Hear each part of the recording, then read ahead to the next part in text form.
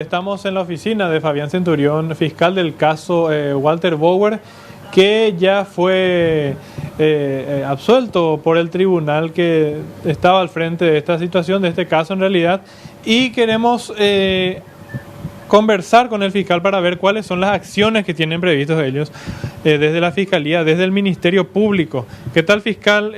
La situación ya digamos, tiene una respuesta por parte del tribunal, pero ¿qué es lo que quiere presentar el Ministerio Público? Sí, antes que nada, muy buenos días a la audiencia. Sí, la Fiscalía escuchó atentamente la deliberación del Tribunal de Sentencia. El Tribunal de Sentencia estaba compuesto por los doctores, como presidente, el doctor Carlos Hermosilla, el doctor Víctor Medina y la doctora Rosana Maldonado. En este caso en particular tuvimos un voto en disidencia, que significa que si bien hubo una mayoría de 2 personas, tuvimos un voto o un fallo dividido. En este caso, quien votó en disidencia fue la doctora Rosana Maldonado. Bueno, normalmente después de la deliberación del tribunal pasa a explicar su veredicto en forma sucinta o sencilla, digamos, más o menos que anticipando lo que va a ser la línea expositiva de lo que se vertiría después de la resolución judicial, que por cierto anticipó el tribunal, estaría materialmente en fecha 7 de este mes.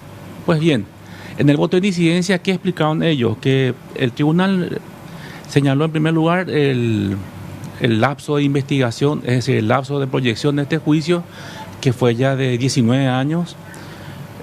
Por supuesto, también recalcó que ciertamente tuvimos muchos testigos. Acá han declarado por lo menos 50, 60 personas en esta audiencia de juicio oral, y en algunos casos, indicó el tribunal, hubo ciertas incongruencias, ciertos puntos de desencuentro, digamos, en las declaraciones, para lo cual el tribunal consideró que no había una consistencia necesaria en cuanto a algunas declaraciones en lo que se refería a las víctimas, los testigos fundamentales del caso.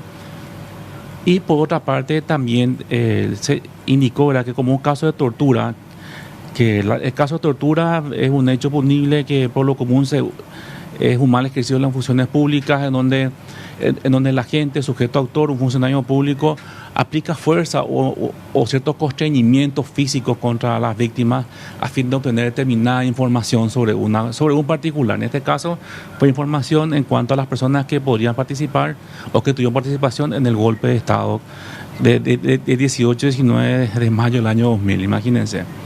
Pues bien, el objeto de este procedimiento fue la investigación y la constatación.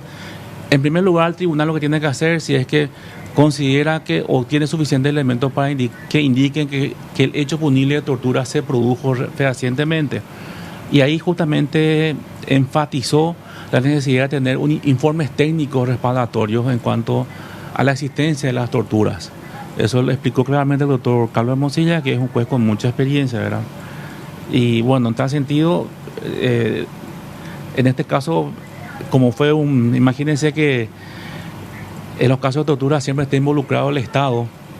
Teníamos varios médicos que ciertamente declararon que no había que a las personas detenidas se les entregaba en perfecto estado de salud. Por ejemplo, como es el caso de la certificación del médico de la Marina, Florencio Recalde, quien certificó el 25 de mayo, o sea, 3 días después o 4 días después de acuerdo al comisario Alfredo Cáceres, que ahí se produjeron ahí la coacción con respecto a declaraciones de los hechos de apremio físico, donde también donde participara también el ministro del Interior Walter Bauer, con el subcomisario Alfredo Cáceres, con el subcomisario Medardo Palacios y el oficial inspector en ese entonces, oficial segundo Osvaldo Vera en ese entonces.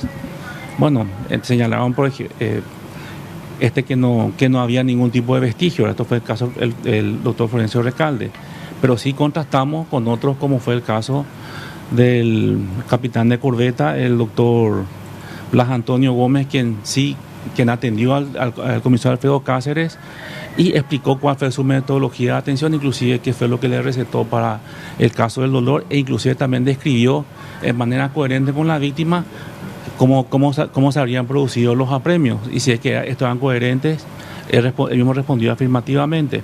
Acontece en este caso que tenemos ciertamente algunos puntos de contraste.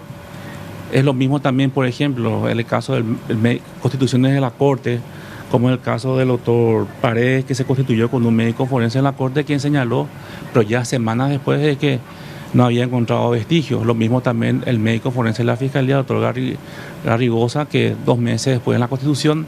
Imagínense que el juicio se produce a partir de una denuncia por el oficial inspector Jorge López Sosa 2 meses después. Recién ellos pudieron formular la denuncia.